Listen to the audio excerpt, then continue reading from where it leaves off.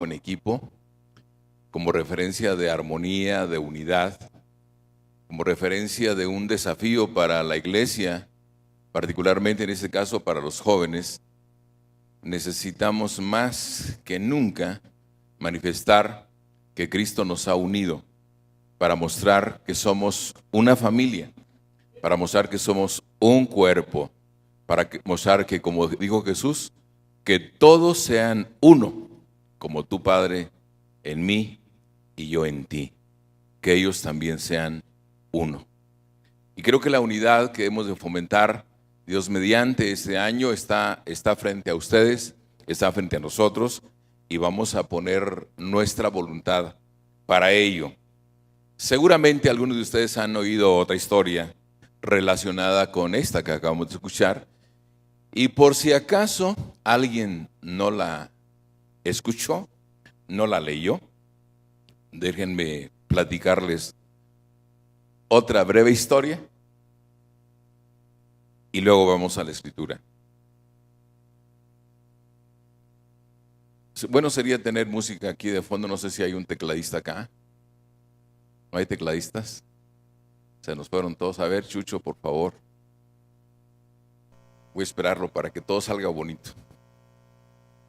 Siempre hay que buscar la excelencia. Y para que haya excelencia debe haber una combinación de factores. Y este es un factor que habla de unidad. Yo puedo hacerlo solo, pero es mejor hacerlo acompañado. Amén. Y muchas cosas que ustedes hacen en casa podrían hacerlas solas o solos. Pero hay cosas que podemos hacer mucho mejor acompañados de alguien o acompañando a alguien. Pongan atención. En un pequeño pueblo existía una diminuta carpintería famosa por los muebles que allí fabricaban. Cierto día, las herramientas decidieron reunirse en asamblea para dirimir sus diferencias. Una vez que estuvieron todas reunidas, el martillo, en su calidad de presidente, tomó la palabra. Queridos compañeros, ya estamos constituidos en asamblea. ¿Cuál es el problema?, inquirió el martillo. Tienes que dimitir, exclamaron las voces. ¿Y cuál es la razón?, dijo el martillo. Haces demasiado ruido, se oyó al fondo de la sala, al tiempo que los demás afirmaban con sus gestos. Además, agregó otra herramienta: te pasas todo el día golpeando todo. El martillo se sintió triste y frustrado. Está bien, me iré, si eso es lo que quieren. ¿Quién se propone como presidente? Yo, se autoproclamó el tornillo. De eso nada, gritaron varias herramientas. Solo sirves si das muchas vueltas y eso nos retrasa todo. Seré yo, exclamó la lija. Jamás, protestó la mayoría. Eres muy áspera. Siempre tienes fricciones con los demás. Yo seré el próximo presidente, anunció el metro. De ninguna manera, te pasas todo el día midiendo a los demás como si tus medidas fueran las únicas válidas, dijo una pequeña herramienta. En esa discusión estaban cuando entró el carpintero y se puso a trabajar. Utilizó todas y cada una de las herramientas en el momento oportuno. Después de unas horas de trabajo, los trozos de madera apilados en el suelo fueron convertidos en un precioso mueble listo para entregarse a un cliente. El carpintero se levantó, observó el mueble y sonrió al ver lo bien que había quedado. Se quitó el delantal y salió de la carpintería. De inmediato, la asamblea volvió a reunirse y el cepillo tomó la palabra. Queridos compañeros, es evidente que todos tenemos defectos, pero acabamos de ver que nuestras cualidades hacen posible que se puedan hacer muebles tan maravillosos como este. Las herramientas se miraron unas a otras sin decir nada y el cepillo continuó. Son nuestras cualidades y no nuestros defectos los que nos hacen valiosos. El martillo es fuerte y por eso nos hace unir muchas piezas. El tornillo también une y da fuerza ahí donde no actúa el martillo. La lija lima aquello que es áspero y pule la superficie. El metro es preciso y exacto. Nos permite no equivocar las medidas que nos han encargado. Y así podría continuar con cada una de ustedes. Después de aquellas palabras, todas las herramientas se dieron cuenta que solo el trabajo en equipo les hacía realmente útiles y que debían de fijarse en las virtudes de cada una para conseguir el éxito. Amén. Ahora vamos a leer Filipenses capítulo 2. Y no solo el verso 2, vamos a leer el pasaje bíblico. Filipenses capítulo 2, versículos 1 al versículo 11, que es todo el contenido de la exhortación del apóstol Pablo, en busca de la unidad, de la armonía y el respeto en la iglesia en Filipos. Que dicho sea de paso, la iglesia de Filipos, por la carta que se escribe, la descripción que da el apóstol Pablo de ella, es una iglesia ideal. Es una iglesia de la que a mí me hubiera gustado formar parte. Si hubiera vivido en esos tiempos, hubiera elegido la iglesia de Filipos para ser parte de esa congregación y tener un pastor como el apóstol Pablo, o bien tener otros ministerios ahí como los que Pablo encargó, por supuesto. Sin embargo, debo decir que todas las congregaciones, todas necesitamos trabajar para poder aceptarnos y para poder entender los propósitos de Dios. Y aquí hay algunas correcciones a esa iglesia que podría ser una ideal. Una iglesia ideal, una iglesia maravillosa de la que muchos quisiéramos ser parte. Leamos lo que dice el apóstol Pablo. Por tanto, si hay alguna consolación en Cristo, si algún consuelo de amor, si alguna comunión del Espíritu, si algún afecto entrañable, si alguna misericordia, completad mi gozo, sintiendo lo mismo, teniendo el mismo amor, unánimes, sintiendo una misma cosa. Nada hagáis por contienda o por vanagloria, antes bien con humildad, estimando cada uno a los demás como superiores a él mismo, no mirando cada uno por lo suyo propio, sino cada cual también por lo de los otros. Haya pues en vosotros este sentir que hubo también en Cristo Jesús, el cual siendo en forma de Dios, no estimó el ser igual a Dios como cosa que aferrarse, sino que se despojó a sí mismo, tomando forma de siervo, hecho semejante a los hombres, y estando en la condición de hombre, se humilló a sí mismo, haciéndose obediente hasta la muerte, y muerte de cruz, por lo cual Dios también le exaltó hasta lo sumo, y le dio un nombre que es sobre todo nombre, para que en el nombre de Jesús se doble toda rodilla de los que están en los cielos y en la tierra y debajo de la tierra, y toda lengua confiese que Jesucristo es el Señor, para gloria de Dios Padre. Toda lengua confiese que, toda lengua confiese que, toda lengua confiese que, toda lengua confiese que. Cuando el apóstol Pablo escribió esto, seguramente estaba pensando en ustedes y en mí. Toda lengua, toda lengua. No importa si eres de Oaxaca, de Veracruz, del Estado de México, del Distrito Federal. No importa si eres de Nuevo León o de Coahuila. Toda lengua confiese que Jesucristo es el Señor. Jesucristo es el Señor.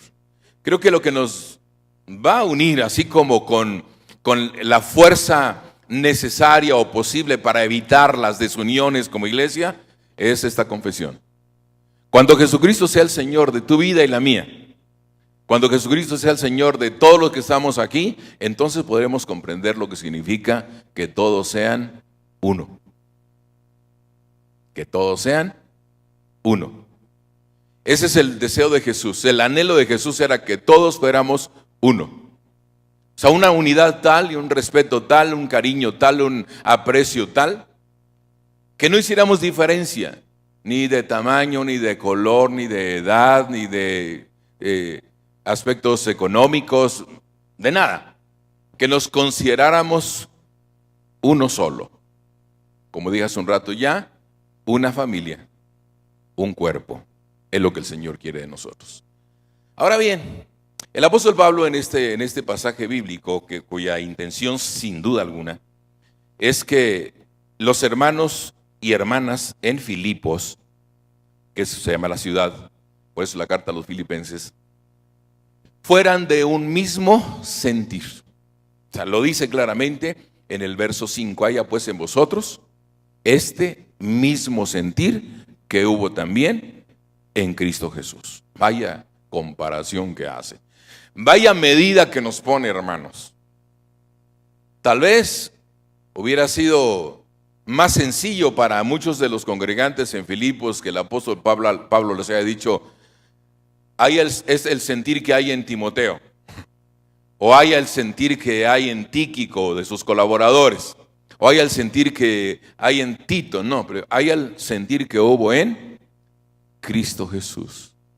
Ese es el nivel, esa es la medida, ese es el estándar. Amén. Ese es el estándar que hemos de buscar, que haya el sentir que hubo en Cristo Jesús. Ahora observemos los argumentos que el apóstol Pablo emplea para esta exhortación, argumentos que no puedes refutarlos, no hay manera de refutarlos. Vamos a empezar primeramente con ellos, los argumentos que usa el apóstol Pablo para pedirles o para exigirles o para solicitar de la iglesia en Filipos que hicieran eso. ¿Qué argumentos emplean? Verso 1. Por tanto, si hay alguna consolación en Cristo, ¿alguien lo duda? ¿Alguien tiene dificultades para aceptar que hay consolación en Cristo? ¿Alguien de ustedes ha sido una persona que no ha experimentado la consolación en Cristo? Pablo sabía que no. En ninguna congregación cristiana, en ninguna persona que haya experimentado el evangelio podría negar la consolación en Cristo. Por supuesto que hay consolación en Cristo. Por esa razón está pidiendo lo que pide. Por esa consolación. Cuando vemos en la Biblia consolación, caemos en la cuenta de que somos consolados ¿para qué? Somos consolados para consolar a otros. Sí hay consolación en Cristo. La segunda idea que emplea aquí es si algún consuelo de amor. Abunda en la idea de consolación, pero ahí cambia la dirección. La consolación en Cristo es lo que recibimos directamente de Él. El consuelo de amor es el que tú compartes con los demás. Aquí quizás sí tenemos alguna dificultad, porque nosotros somos muy dados a elegir nuestras amistades, a elegir incluso la gente con la que convivimos. Somos muy dados a cerrar nuestro círculo, a hacerlo pequeño y decir, este es mi círculo y de aquí no cabe nadie más, solamente mis amigos, solamente mis amigas, solamente mis cuates. Por eso la exhortación va más allá. Y el consuelo de amor es que tú y yo podamos poner en práctica la consolación que el Señor nos ha dado a nosotros. Pero aquí hay esto es sin distinción de personas. Esto es que no haya estorbos, no haya obstáculos, que no haya impedimentos que te hagan consolar a los demás, porque es por amor. Y vean ustedes cómo los argumentos van creciendo, porque el tercer argumento aquí es si alguna comunión del Espíritu, con mayúscula Espíritu, lo que quiere decir que es, ¿quién? El Espíritu Santo. Y cuando apela a la comunión del Espíritu Santo, igual, estás entre la espada y la pared, no puedes negar, no hay manera de negar la comunión del Espíritu Santo una vez que has conocido a Jesús como tu Salvador personal, porque lo que me permite a mí tener comunión con Dios es el Espíritu Santo. Él es el que intercede por mí. Lo hace de muchas formas. Una de las tantas formas con las que intercede es lo que Pablo menciona a los Romanos en capítulo 8, donde dice que el Espíritu intercede por nosotros con gemidos indecibles, que es las lenguas del Espíritu. Aquellas oraciones que tú no entiendes, pero que el Espíritu Santo conoce tu necesidad, las lleva al Padre en un lenguaje que tú y yo desconocemos, pero que el Padre lo entiende perfectamente. Esa es la bendición del Espíritu en nuestras vidas. Y el apóstol Pablo, al apelar a la comunión del Espíritu, entonces quien no haya experimentado esta bendición, la comunión del Espíritu, necesita entonces aplicarse y ver de qué manera logra experimentar esto para poder hacer lo siguiente. El siguiente argumento que emplea es si algún afecto entrañable. Tal vez nos quedó grande la yegua, decían ahí en Monterrey. No, los zapatos, acá diremos. Nos quedó grande el zapato al pensar en la comunión, consolación en Cristo, consuelo de amor, comunión del Espíritu. Pero cuando llegamos acá, afecto entrañable, el apóstol lo hace más simple, lo hace más sencillo. Como explicándonos qué tipo de afecto es el que debemos manifestar si queremos lograr la unidad, que si queremos lograr armonía, si queremos lograr el mismo sentir. ¿Qué argumento emplea? El entrañable amor. ¿Cuál es el entrañable amor? Es el más simple. Es el amor que tú y yo conocemos en diversas direcciones. Cuando eras pequeño, sin duda alguna, la mayor parte de los que estamos acá, al referirnos a papá y mamá, les tratábamos de hacer entender cuánto amor había dentro de nosotros hacia ellos. Y si alguna vez nos preguntaron cuánto me amas, no era desconocido, no es desconocido haber escuchado la idea aquella de te amo hasta el cielo. Te amo así, dicen los niños, para expresar ese amor. Es un amor entrañable. ¿Por qué entrañable? Porque es el amor del que los jóvenes de repente, las señoritas de repente refieren como mariposas en el estómago. Como no lo pueden explicar de otra manera, entonces la referencia es siento mariposas en el estómago. No, no son mariposas, es entrañable amor. Cuando es real, por supuesto, porque hay mariposas engañosas. Es decir, de repente hay sensaciones que no son correctas. Por ejemplo, yo no puedo aceptar que una mujer casada le diga a un joven soltero: tengo mariposas en el estómago cada vez que te veo. Esas son mentirosas mariposas.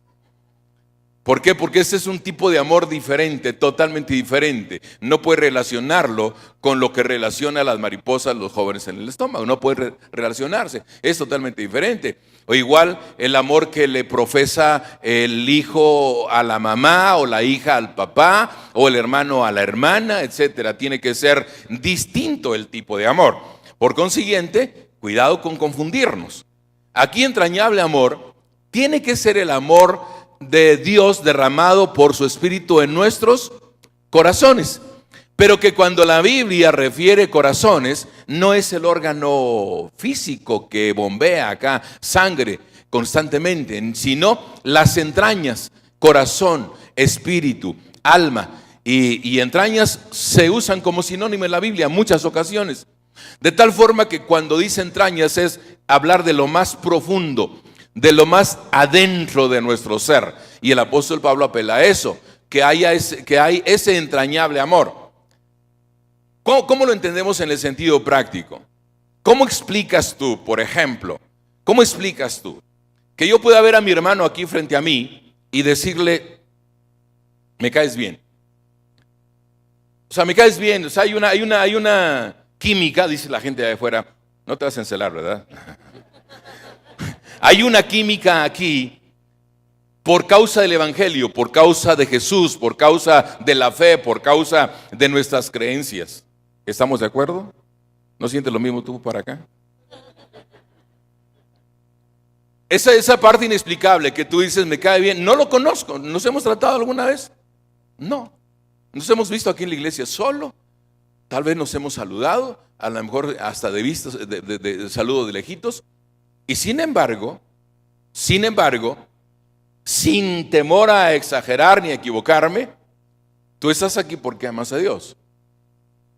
Y yo estoy aquí porque amo a Dios.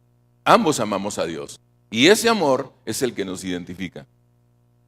Pero lo podría hacer con él también, y con ella, sin tener ningún problema ni prejuicios con respecto a el amor entrañable. ¿Qué es lo que produce este amor entrañable? El conocimiento de la palabra, la bendición de amar a Dios, el mover del Espíritu en esa vida. ¿Qué es lo que hace que puedas escribirme cosas bonitas en el Face? ¿Qué es lo que produce esa sensación? ¿Por qué me dices tantas cosas que a lo mejor personalmente no te atreves a decírmelo? Pero ¿qué tal en el Face? Y yo lo recibo, lo acepto y sé que hay un respeto y es un cariño limpio, es un cariño puro, es una experiencia, vaya, maravillosa, porque te diré de paso, mi esposa no ignora todo lo que yo hago, ni lo que me dice, ni esa relación tan estrecha, de tal forma que yo no tengo ningún problema en ventanearte aquí hoy. Pero ventanearte bien, o sea, la idea es, ¿por qué nace eso? Si tampoco nos hemos tratado tanto, nos hemos visto, nos hemos saludado, nunca hemos comido juntos, ¿o sí? Que yo me acuerde, no. No hemos tomado café juntos, ¿verdad que no? Bueno, igual podría decir de más de 4 aquí en este auditorio.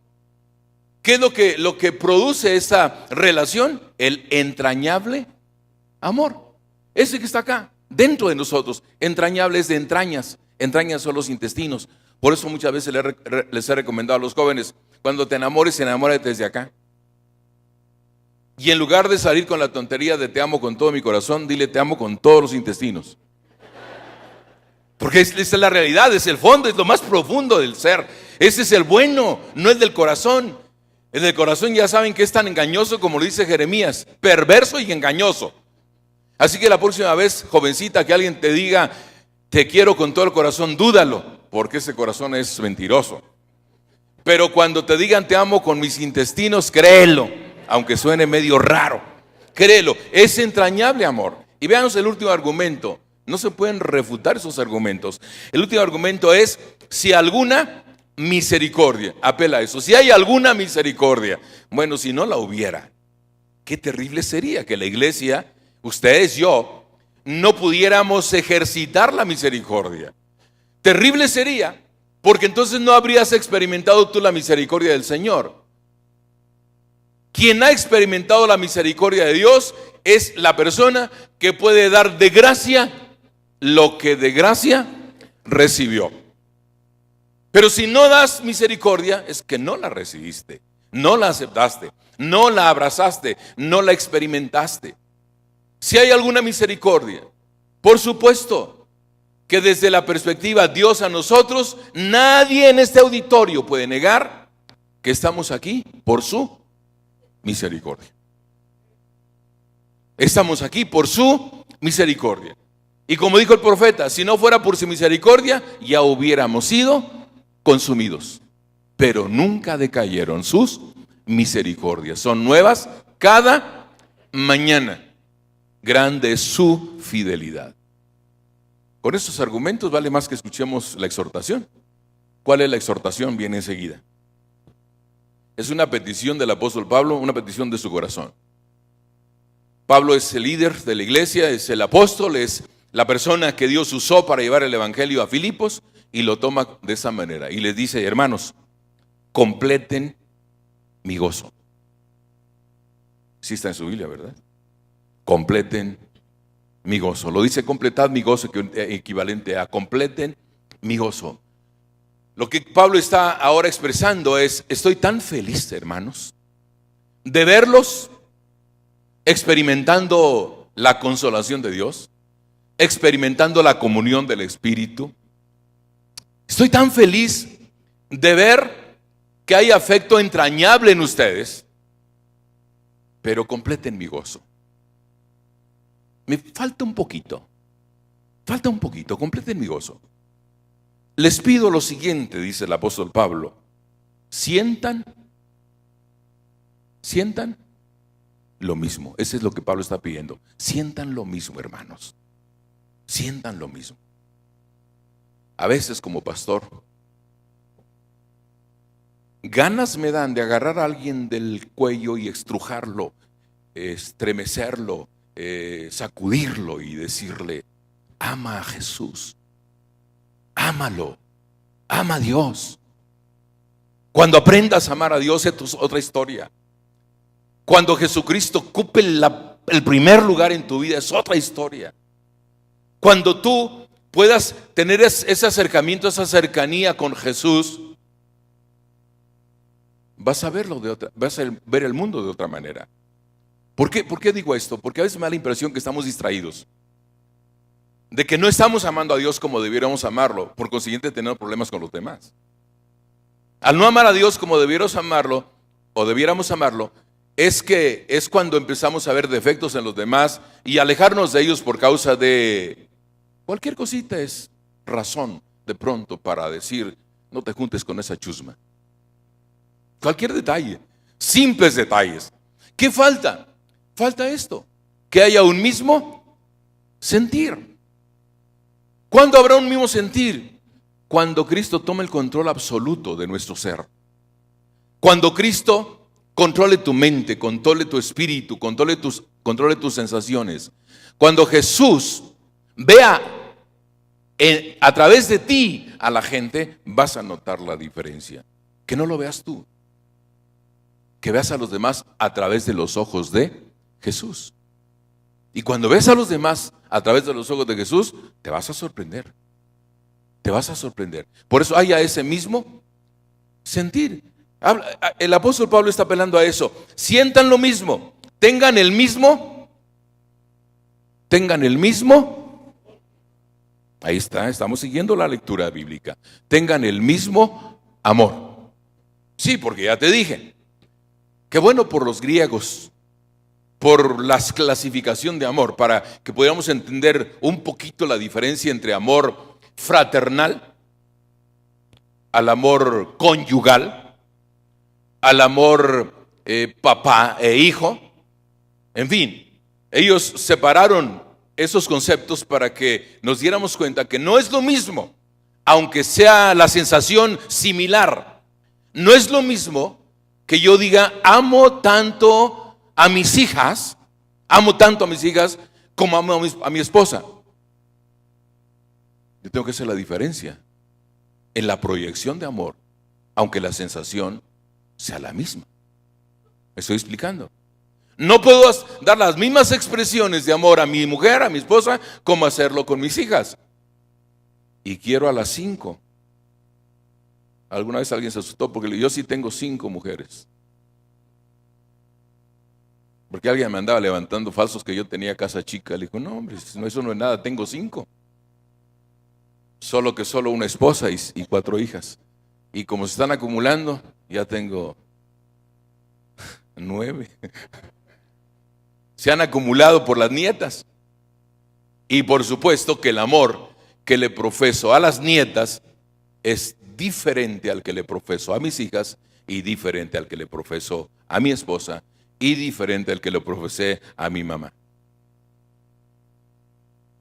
Y a todo el montón de mujeres a que me he referido, las he amado desde las entrañas. Eso está pidiendo el apóstol Pablo. Un mismo sentir, un mismo amor. Y luego, ¿qué más? Unánimes. Apela al amor, apela a la sensación, al sentimiento, a la profundidad del amor. Luego, en este aspecto, unanimidad es un mismo ánimo. Cambia un tanto la idea, un mismo ánimo. Cuando hablamos de ánimo, estamos hablando de que nos motiva, por ejemplo, para venir a una reunión como esta. Porque, ¿qué te animó a venir? No me digas, pero algo te animó a venir. Estoy seguro que la familia Ganso llegó acá motivados porque iban a participar, entre otras cosas. Todas esas niñas, jovencitas que pasaron a hacer el papel de Ganso o Gansa, había una motivación, había un ánimo en ellas para poder participar en esto que vimos, eso que fue una idea visual. Y cuando observamos ese detalle, entonces ¿Qué hacía posible que ellas estuvieran en esa formación? La unanimidad. Imagínense que una de ellas se hubiera resistido a la unanimidad y que hubiera querido hacer lo que le diera la gana. Y que en lugar de agitar sus alas, sus manos, agitarlas al ritmo de 1, 2, ella quisiera hacerlo de 2, 4, 5, 6. Se pierde la formación, se pierde el propósito. ¿Por qué? Porque alguien no estaba unánime. Por eso Pablo exhorta y dice: hermanos, completen mi gozo y sean de un mismo ánimo. Que si se trata de cantar, echémosle todas las ganas al canto. Que si algunos de ustedes estuvieron en 3 reuniones el día de hoy acá, y por consiguiente el cuerpo se resiste a adorar al Señor con el mismo ímpetu que lo hicieron en la primera reunión, pues entonces saquen fuerzas de debilidad, que sí las hay. Amén. Según la Biblia, sí hay fuerzas en la debilidad. Y cuando tú y yo entendemos eso, entonces ¿qué hacemos? Lo que dice la Escritura: cuando soy débil y lo reconozco, entonces soy fuerte, porque el poder, la debilidad mía se perfecciona en el poder de Dios. Amén. Y entonces soy de un mismo ánimo. No soy la contra de lo que está sucediendo en la reunión. ¿Qué más pide? Sientan una misma cosa. Sientan una misma cosa. Por supuesto que eso del sentir también es relativo. Y lo he dicho 1 y 1000 veces aquí en el Centro de Fe, en muchas reuniones. Tengan cuidado. Tengamos cuidado todos de darle demasiado crédito a las sensaciones. Porque hay muchas cosas que habremos de hacer, no por lo que sentimos, sino por lo que Dios pide de nosotros. ¿A qué me refiero? Me refiero a que muchas veces tú dices: es que no siento levantar las manos, ¿por qué las voy a levantar? Pues porque el coro dice: levanto mis manos. Por eso canta, levántalas, no porque sientas o no sientas. Porque si no lo haces, entonces serías falso, serías falsa, cantando algo que no estás dispuesto a hacer. ¿Me estoy explicando? De tal forma que cuando tú superas esa situación y dices: bueno, no siento nada, pero la voy a levantar de todas maneras. Y les puedo asegurar, sin temor a equivocarme, que cuando tomamos esa actitud que es correcta a los ojos del Señor, el Señor nos recompensa. Y terminas con experiencias extraordinarias cuando superas el cansancio, cuando superas el tedio, cuando superas la distracción, cuando te concentras en Él y terminas con una bendición maravillosa.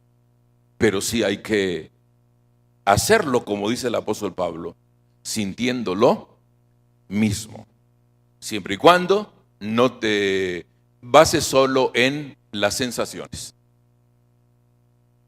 ¿Me estoy explicando? Bien.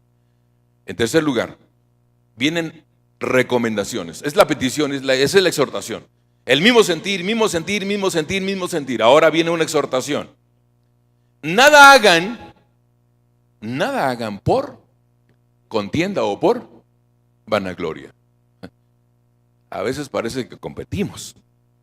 A veces pareciera que los músicos, por ejemplo, están tratando de mostrar quién toca mejor. Pareciera. Espero que ahí se quede la idea y que no se haga una realidad. Pareciera que los cantantes, cuando están cantando, tratan de demostrar quién canta mejor, quién desentona menos, quién lleva la métrica de la música mejor. Pareciera, Dios quiera que no.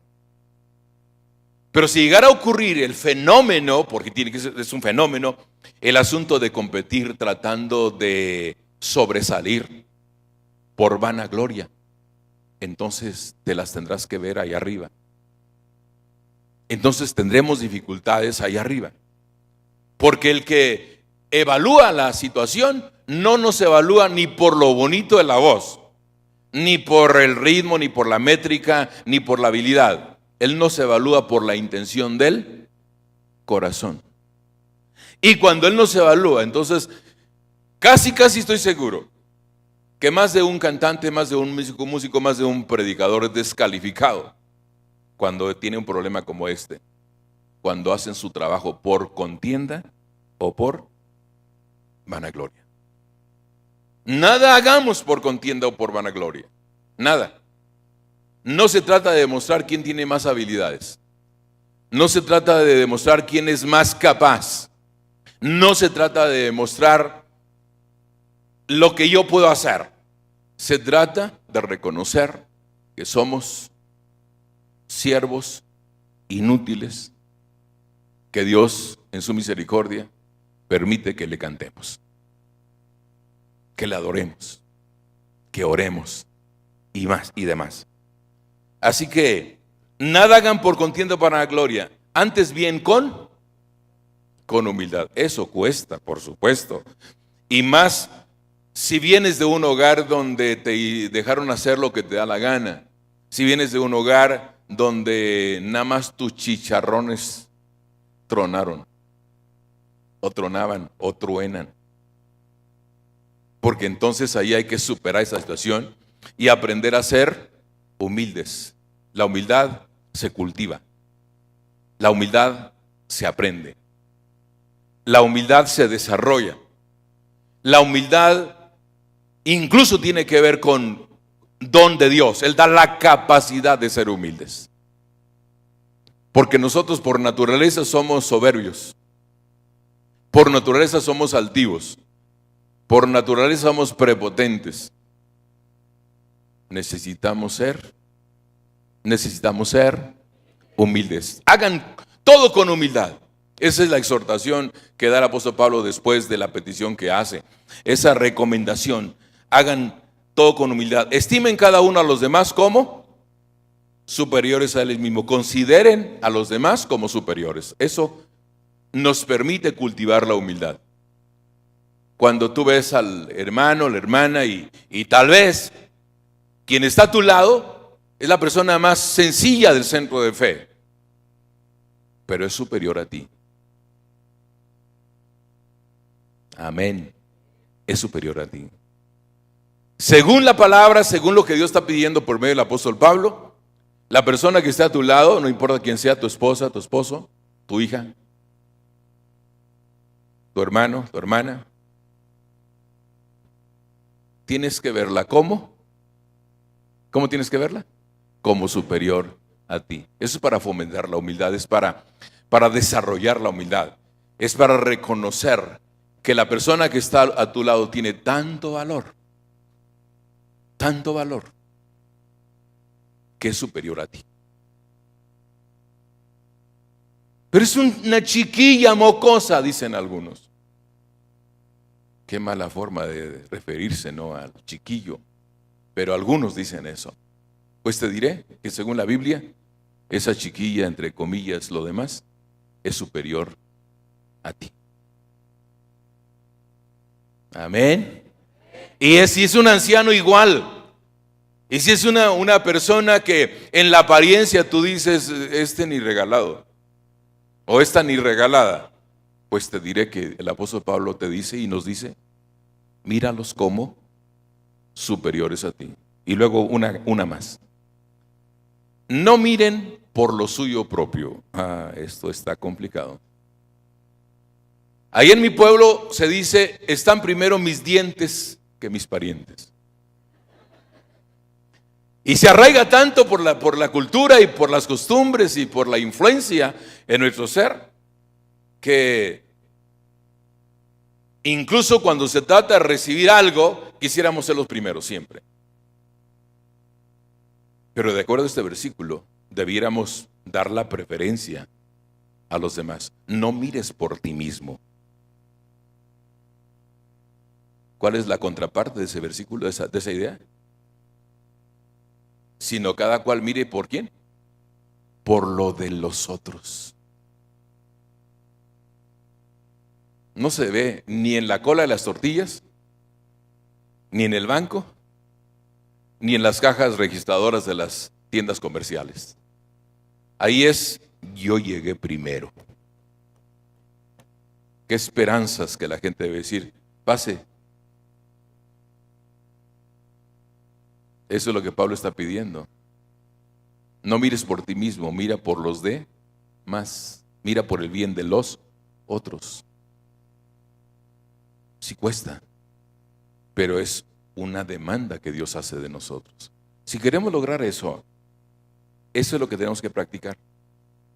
Son asuntos prácticos, no son asuntos del cielo, no son asuntos del otro mundo o del inframundo. Son asuntos de la tierra, son asuntos prácticos. Antes de mirar por tu petición, por tu necesidad, mira por la petición de los demás, por los otros. Y para terminar, el desafío que emplea Pablo para solicitarnos todas estas cosas que hemos mencionado. La primera parte, ya dijimos, los argumentos que empleó, luego la petición que tenía la iglesia y luego las recomendaciones en la conducta y finalmente el desafío que nos pone. El desafío supremo, no hay más. O sea, el más alto desafío está aquí. Haya pues en vosotros este sentir que hubo también en Cristo Jesús. Otra manera de decirlo hubiera sido, hermanos, hermanas, imiten o imitemos a Jesús. Imitemos a Jesús.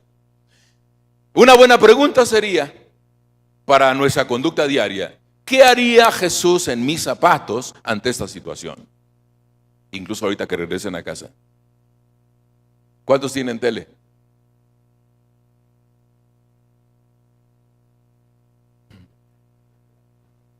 Les iba a decir, ahí se ven, pero no. ¿Cuánto control tiene el control sobre ustedes? No me respondan, no tienen que hacerlo. Pero si tienen tele, tienen un control, no general. Y si tienen un control, la pregunta es, ¿quién controla a quién? Y si Jesús estuviera en tus zapatos y empezara a zapear los canales, ¿con cuál se quedaría? ¿O apagaría la tele? No me contesten. Ustedes tienen que hacer una evaluación en su casita cuando lleguen. Allá es donde tienen que, yo tengo que hacerlo también. ¿En qué canal se quedaría Jesús o de plano apagaría la televisión? Vamos a dejarlo al criterio nuestro, dependiendo de lo que estamos oyendo. Haya en vosotros este sentir que hubo también en Cristo Jesús. Si Jesús estuviera en la mesa tuya al rato que llegues a la casa y te ofrecen café o te ofrecen chocolate o leche o pan o jugo, ¿cuál va a ser tu actitud ante eso? ¿Lo aceptas? ¿Lo rechazas? ¿Agradeces? ¿Levantas el plato, el vaso, lo recoges? ¿Qué actitud? La idea es, ¿qué haría Jesús en mis zapatos? Si voy a tener el mismo sentir que hubo en Cristo Jesús, eso es lo que tenemos que practicar. Y a la hora que te vas, a la hora de irte a la cama, ¿qué haría Jesús? ¿Cómo se iría Jesús a la cama? ¿Cuántas cobijas se echaría encima? Bueno, ahí dejamos la idea. La cuestión es que el que haya este sentir que hubo en Cristo Jesús, el apóstol Pablo utiliza aquí también la idea práctica, no solamente la idea sentido figurado, sino la idea práctica, y dice 4 cositas, rápidamente. Primero, el cual siendo en forma de Dios, no estimó el ser igual a Dios. ¿Qué significado tiene esto? Que Jesús se despojó de sus intereses personales, se negó a sus propios intereses. Él era Dios, pero decidió ser hombre. Él podía crear otro mundo. ¿Es el creador o no? Jesús es el creador. Él podría haber creado otro mundo, haber creado otro Adán y otra Eva, pero no lo hizo. Decidió hacerse hombre y habitar entre nosotros. Así lo decidió. Ese es el sentir de Jesús. Se negó a sus intereses y allá en Getsemaní, donde fue a orar, se limitó a decir: Padre, sea hecha tu voluntad y no la mía. Luego dice, el cual siendo en forma de Dios, no estimó el ser igual a Dios como cosa que aferrarse, sino que se despojó a sí mismo tomando forma de siervo. Siervas, hermanas, Él tomó forma de siervo. Siervo es una palabra de la que se deriva servicio, servir. Si nosotros imitamos a Jesús, tendríamos que buscar la manera de servir a otros antes de servirnos a nosotros mismos. Tomó forma de siervo. Y la otra idea es, y se humilló a sí mismo. Él sí tenía todos los argumentos necesarios para decir a sus discípulos, aprendan de mí, que soy y humilde de corazón, aprendan de mí. Parecería exagerado, ¿no? Que Jesús viniera y dijera, aprendan de mí. Pero Jesús podría refutarle esa petición, podría refutarle ese encargo a sus discípulos. No, Él sigue siendo humilde. Y lo demostró en todo.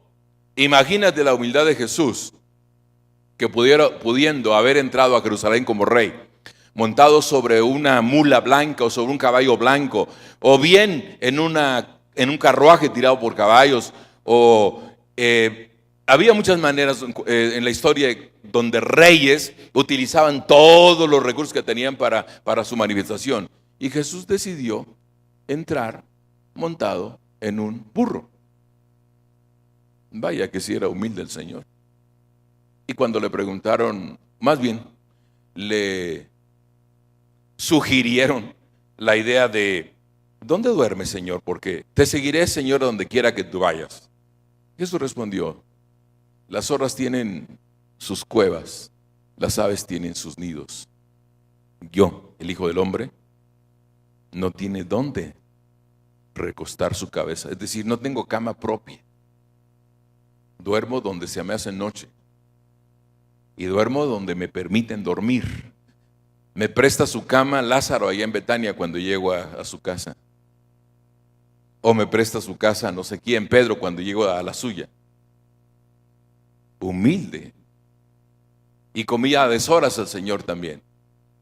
No siempre comió a la hora apropiada. El día que los discípulos fueron a conseguir pan a Samaria y regresaron, Él dijo, yo tengo otra comida que comer. Ustedes no saben. Mi comida es que haga la voluntad de mi Padre. Y después comió, ya después de haber trabajado y hecho su obra, comió. Eso se llama humildad. Jesús se humilló a sí mismo tomando forma de siervo, haciéndose obediente. Y ese es el otro punto, obediente. Jóvenes, solo podemos ser uno. Solo podemos fomentar la unidad cuando aprendamos a ser uno. Cuando nos despojemos de nuestro orgullo, cuando nos despojemos de nuestras envidias, de nuestros rencores, de nuestros resentimientos, cuando nos desprendamos de algunos sentimientos malévolos que el diablo anda tratando de meter ahí en los corazones, entonces vamos a poder ser de un mismo sentir. Pregunto, ¿quiere Dios que seamos de un mismo sentir? Y pregunto ahora, ¿y ustedes qué quieren? ¿Desean ser de un mismo sentir? ¿Anhelan ser de un mismo sentir? ¿Nos ha desafiado el Señor esta noche a ser de un mismo sentir? Las historias que oímos y el mensaje de la palabra nos ha motivado a desear ser uno solo. Si es así, bienvenido al equipo. Si es así, bienvenido al cuerpo de Cristo. Si es así, estás en el lugar correcto. Voy a pedir que estemos de pie. Estemos de pie. Y renunciemos esta noche en oración a nuestros intereses personales. Renunciemos a lo que estorba para lograr la armonía, para lograr la unidad. Si tú dices amén a esto, y si estás dispuesto a fomentar la unidad, a fomentar la armonía, a cuidar ser como uno solo. Levanta tu mano al cielo y con esto nos comprometemos. Ayúdanos, Jesús, ayúdanos.